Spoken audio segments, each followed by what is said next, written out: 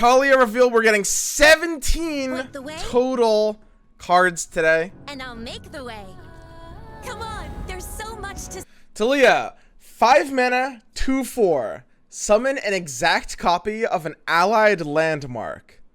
I have no idea how to evaluate that yet. Level up, you've summoned 5 landmarks? Are you kidding me?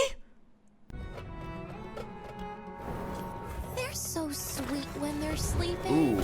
Hope you get Wow. pebbles in your shoe. Taliyah, do you miss your family? New keyword predict, so predict is what we've seen before. Size scout, predict if you pick a landmark, grant me elusive. Okay, so it's just another predict trigger. 3 mana 2/4 elusive is not amazing. The others are right here.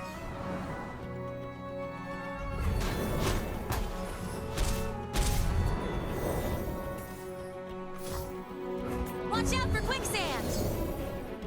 Roiling sands. What does roiling mean? When an enemy is summoned, destroy me to grant it vulnerable. Oh, it's like a trap card. It's that's kind of cool. I mean, it's kind of like a secret in Hearthstone, except they can see it. Or it's like a trap card in Yu-Gi-Oh, except they can see it, and you have to play it. Looks like you're stuck. Oh. Ha! You fell for it. So, yeah. Together, we are stronger than stone, faster than the wind. Oh, level up. Summon an exact copy of an allied landmark on play, same thing. But when she's level up, when you attack, deal 2 to my blocker. If it's dead or gone, deal 2 to the enemy nexus instead. If you have a landmark, do this 2 more times. So if you have a landmark, she pew-pews. If the blocker, it tanks one of them, then she hits like the nexus twice. That's very interesting. So she's gonna hit the nexus once. Yeah, there. Like Okay. threading a needle. Obliterate an ally and summon a Stasis statue in its place. All rocks erode eventually.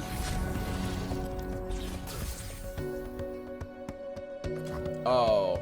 Oh, that brings it back, doesn't it? Oh, it does bring it back! Stand back.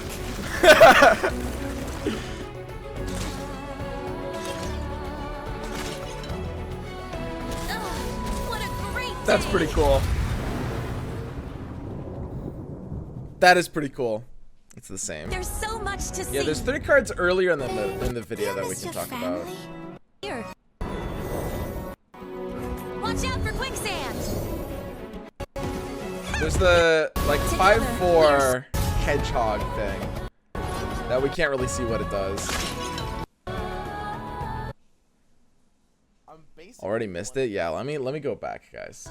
Come on, there's so much to see.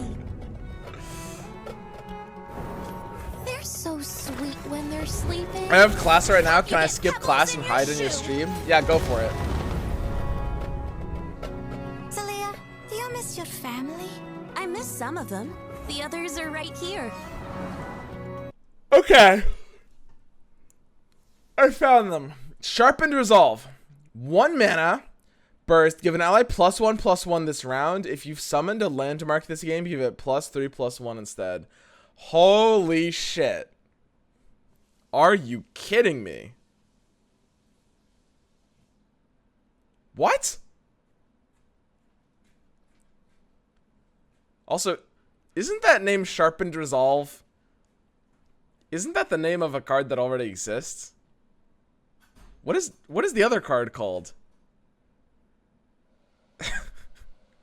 Wait a second. Hang on. Wait, what? Sharpened Resolve and Noxus? I'm pretty sure that's literally what the Noxus one is called. So this must be a typo. Or something just didn't get changed. This card actually looks pretty good, guys. I like this. Radiant Strike. Okay, so Radiant Strike is not a great card, but it's always been kind of close, and this is like a mega power creeped Radiant Strike. Hibernating Rockbear. Countdown 3, summon a grumpy Rockbear. And that's the 5/4 we saw earlier. And Stoneweaving, look at 3 random landmarks you can afford. Pick 1 to create in hand. You can afford. Wow.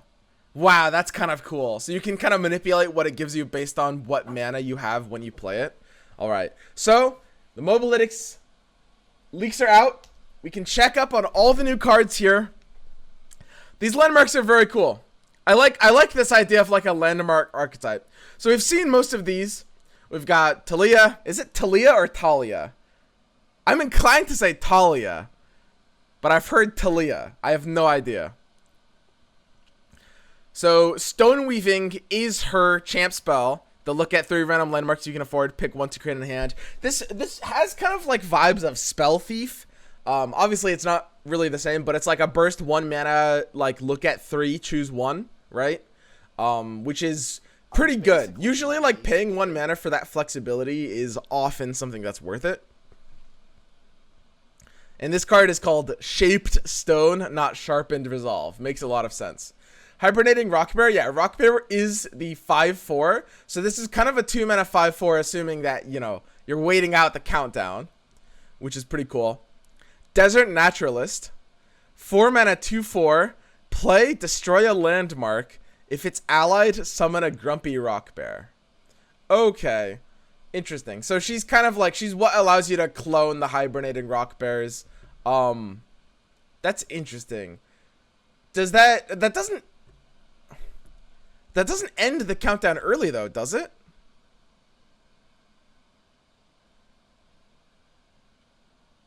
It actually does have the cost of destroying a landmark. Interesting. Salt Spire. Countdown 2, summon the grumpy Rockbear. And then if you've summoned 4 landmarks this game, grant the strongest ally +2/+2. Wow. Wow. Okay. This is such an interesting archetype. This like just spam all these landmarks. It's so hard to imagine how this will be. It's so hard to imagine. This is so different from anything we've seen before. I'm trying to play this out in my head and I have no idea how good this archetype is going to be. Like I actually have no idea. Okay, next up, Rockhopper. 2 mana, 3/1. When I'm summoned, summon a Roiling Sands. So it summons the Roiling Sands for free. Roiling Sands is like a token, right? Like Roiling Sands, it looks like this can't even be played. Interestingly enough. Yeah, Roiling Sands isn't even a main deckable card. It doesn't even have a gem. It's just something that gets summoned off of Rockhopper and the other card too. Yeah, Unraveled Earth, which summons 2 Roiling Sands. And draws 1. Alright, so it makes sense that Roiling Sands looks kind of bad because it's like a 2 mana thing, but it looks like it's literally just a token that gets summoned off of other things. So Rockhopper gets it for free, Unraveled Earth gets 2 of them for free, and you get to draw 1 when you play it, right? So that's pretty cool. You can also like burst out Unraveled Earth. Interesting. Obliterate an ally and summon the Stasis statue in its place. And the Stasis statue, we get to see exactly what it does. Countdown 1, summon the exact copy. Yeah. Pretty much expected. It summons the exact copy of whatever it obliterated. Alright. So, that's pretty cool. I don't know. I can't think of the different ways we can use that. God, I have no idea. And then there's Threaded Volley and Teen Spirit. Teen Spirit. What? So Teen Spirit is the skill from Desert Naturalist, I guess. Destroy a landmark, yeah. And Threaded Volley is Taliyah's skill. Alright. Interesting. Interesting. And this allows us to look at some of the cards we've seen already with a better context, right? So like Ancient Preparations is probably going to make a lot of sense in that deck. Same with Preservarium and Promising Future. Suddenly, we looked at this yesterday. Promising Future looked a little weird because we didn't know what kind of landmark you'd want to double up the countdown completion effect with. Well, we can use it with a Rockbear. So it's like 4 spell mana for a 5/4, potentially, right? What else can we do it with? Stasis statue is probably the strongest thing to do with. And that's got to be why Promising Future works like this. Yeah. That's got to be like the best one for a Promising Future, right? That's why Promising Future costs 4, because you can use Ancient Hourglass and Promising Future to clone something, basically. You can use it with Salt Spire. Yeah, you can use it with Salt Spire too.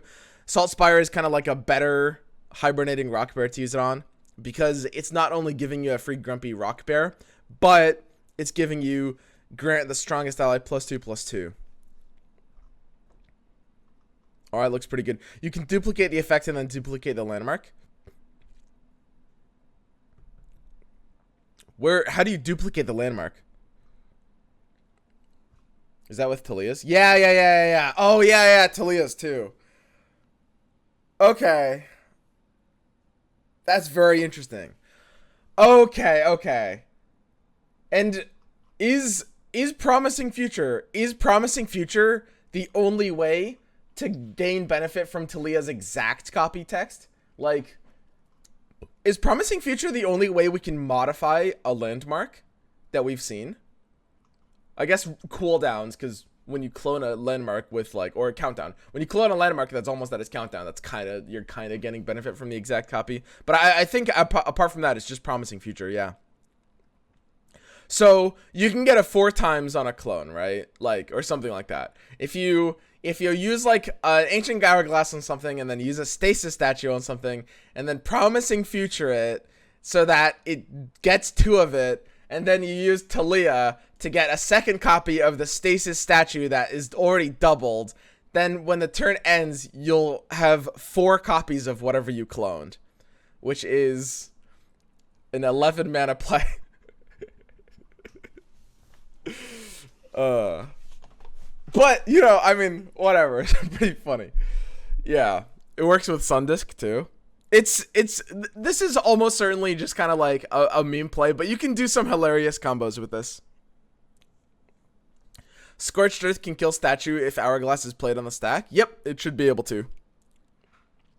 Alright, so for the most part, looking at these cards, I can give kind of like... Oh god, I'm gonna have to think about this a lot more to try to evaluate Taliyah. But I can at least give some initial impressions. Before we think about this more. I can say right now, I have no idea. I have no idea how good this landmark archetype is gonna be. I'll need to think about it more, and I'll be updating like pinned comment and Twitter, because I do want to think about it and give an impression.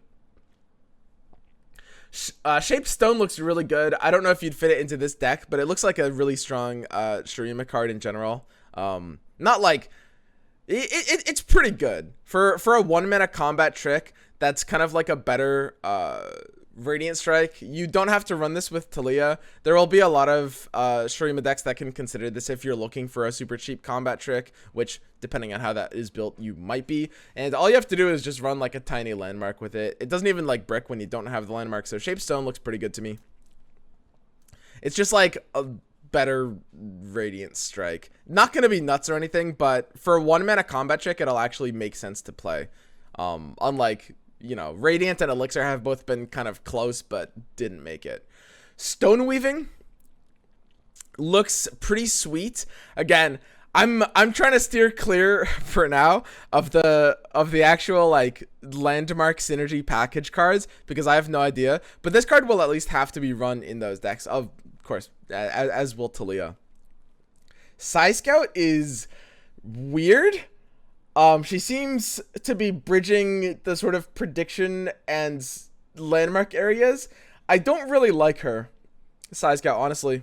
If you're looking for a prediction, Aspiring Chronomancer is kind of like 1 less mana for almost the same thing.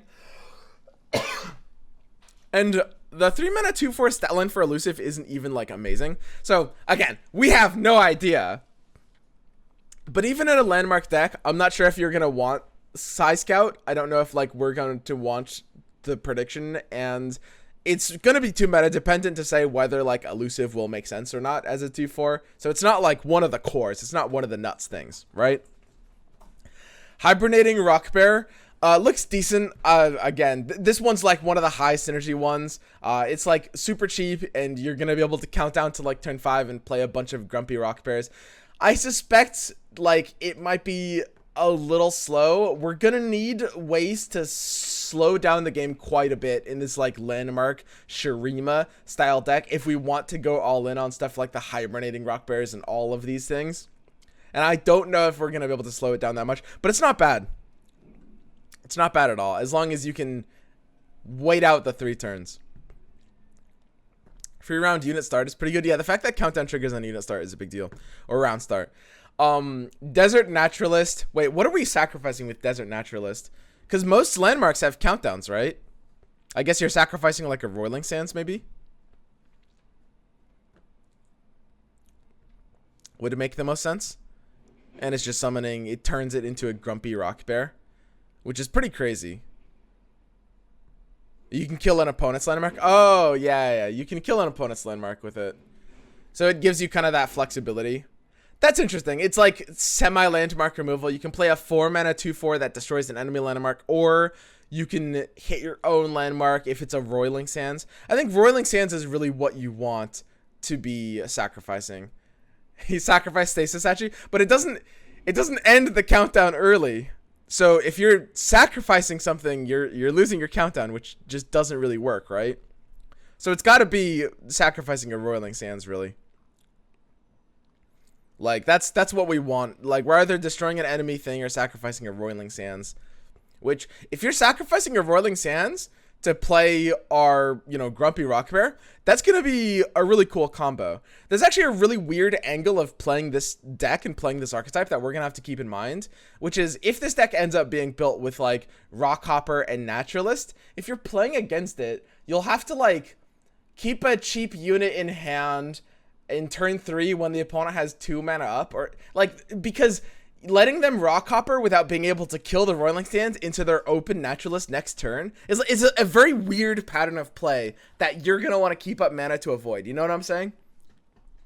Because you can't let them have first action when they have Roiling Sands that you don't have a single unit and a single unit mana to be able to kill. Because you want to save the thing to stop the Roiling Sands, to stop the Naturalist, right? Okay, Salt Spire. So Salt Spire is kind of like Hibernating Rockbear's big brother. It's 2 more mana for 1 less countdown, and it also has like a little bit of a buff. I don't know. This one seems also like a little bit weak. Probably weaker than Hibernating Rockbear. I don't like the +2 mana for this. The countdown being 1 less. Well, the countdown's kind of like 1 more if we're comparing playing these on curve. This is going to come out on turn 6, where Hibernating Rockbear is turn 5. And then, I mean, the +2/+2 on Strongest Ally. It depends what kind of deck we're going to be able to fit this in. But for the most part, Salt Spire feels a little bit less valuable than Hibernating Rockbear. Rockhopper looks sweet though, man. Like, if just a free synergy point, he's an on-curve play, he's decent. Roiling Sands is free value for Taliyah's, ability to actually go off. It's a free proc for anything that needs a landmark, like, I don't know, Shapestone. I guess this archetype probably wouldn't run Shapestone. Shapestone, I think, would, if anything, make sense in a more standard Shurima deck than the landmark archetype. But Rockhopper is decent. It's just got synergy with stuff. And most importantly, if you actually want to run Desert Naturalist, you'll, I think, have to run Rockhopper, because the free Roiling Sands is just the, it's exactly why Desert Naturalist exists as kind of like a sweet pocket combo card. When you can cheat this out on like turn 4, that's crazy. When you can Rockhopper on 3 when they can't stop the Roiling Sands, and then you just Desert Naturalist on 4, and you just have a 3/1, a 5/4, and a 2/4. That's like pretty decent stat lines. You'll be able to put down a good amount of pressure off of that. So Rockhopper seems pretty good. It's just like a free non-committal synergy card. And Roiling Earth also does have some, you'll note some synergy with Renekton here, because Renekton likes giving things vulnerable, so we can definitely try to run these cards in Renekton decks as well. There's going to be a lot of like cross synergy between these. Unraveled Earth is the summon 2 Roiling Sands and then draw 1, so it just replaces the tough. I mean, it looks sweet. It's a bit of a tempo loss. God, again, when we get to the high synergy ones, I really just don't know how to feel about them. And how to feel about the Taliyah payoff. I do like the idea of stuff like Rockhopper and Unraveled Earth more than, I think, Hibernating Rockbear. So I'm inclined to like Unraveled Earth. Like, it's effectively a cantrip. You're not losing a card by doing this. When we're evaluating a card like this, like 3 mana, draw 1, you have to think about it. It's kind of like a hero power in Hearthstone, right? Where it's like, because you're not using a card from your hand, because it's replacing itself as a draw 1, it's just like a button you can press that just does something. And that's pretty good. Like, that ability to just press a button, do a thing, and replace itself is really neat. And so even though it's like a weaker ability, like 2 Roiling Sands, that's still fine, right? It still will allow you to run Desert Naturalist if you want to run Desert Naturalist, and you'll be able to do some cool things with this. It's so early to say anything because we didn't see all the new... With an archetype like this archetype is going to take a while. Well, I'm going to have to be thinking about this for a while to try to break this down and try to like actually envision the curve plays of this deck. That'd be really, really cool. So Ancient Hourglass is also, oh god, this one, obliterate an ally and summon the Stasis statue. So this is, it's kind of like a way to protect something, because most removal doesn't hit landmarks, right? So this is mostly just like, it effectively, if it doesn't fizzle, it turns your unit into a landmark for a turn, which is a really cool thing. I love this card. I love this kind of thing. It's basically a counter to stuff like Vengeance or Ruination, right?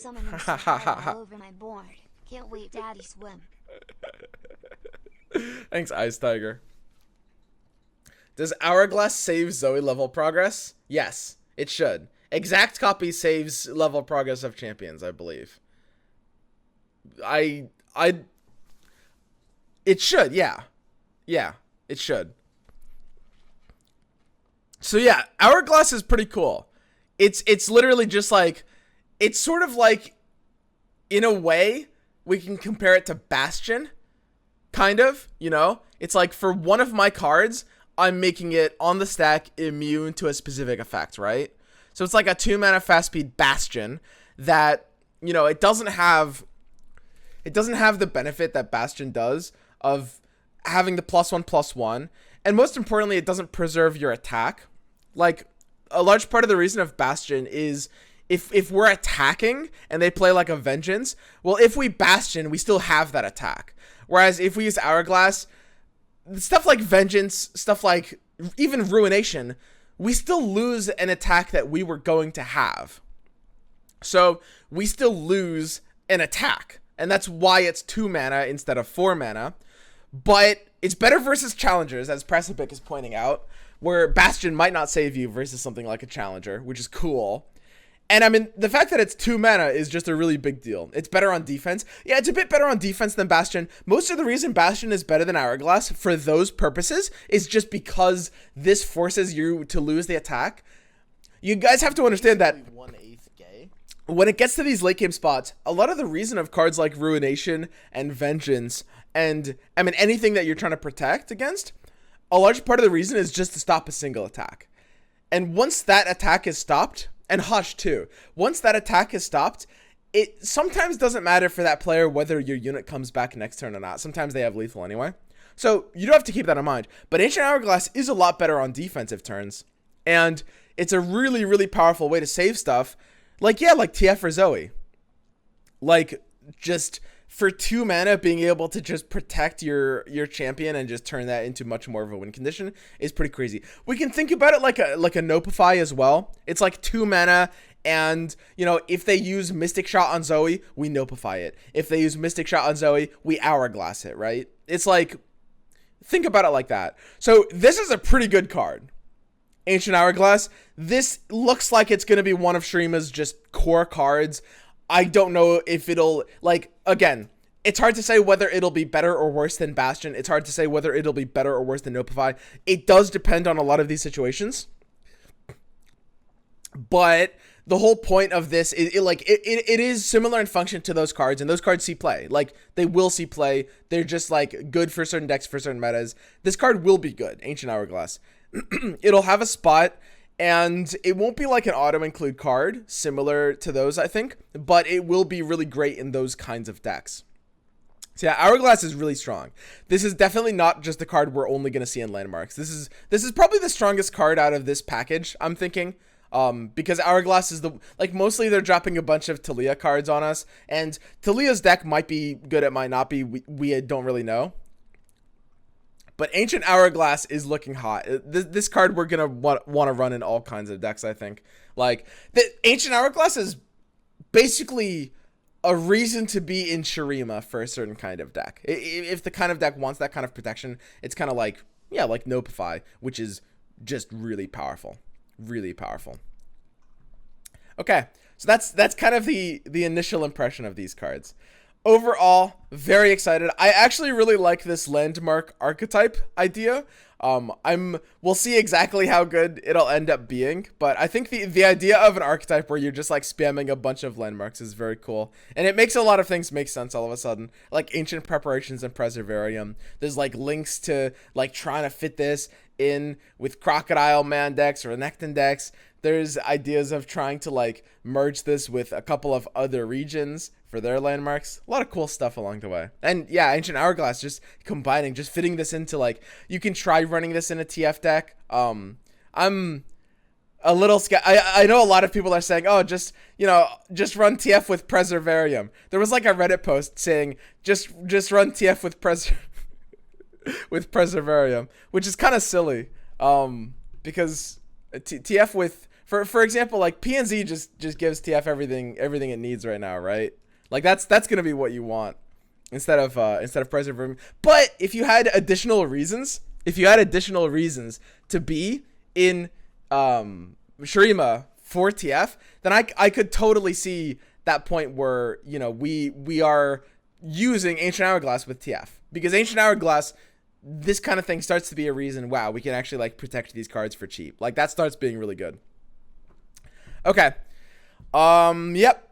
So that's this in a nutshell. Ancient Hourglass. I think I'm gonna call this a straight up Lux emote. I think this card is completely crazy.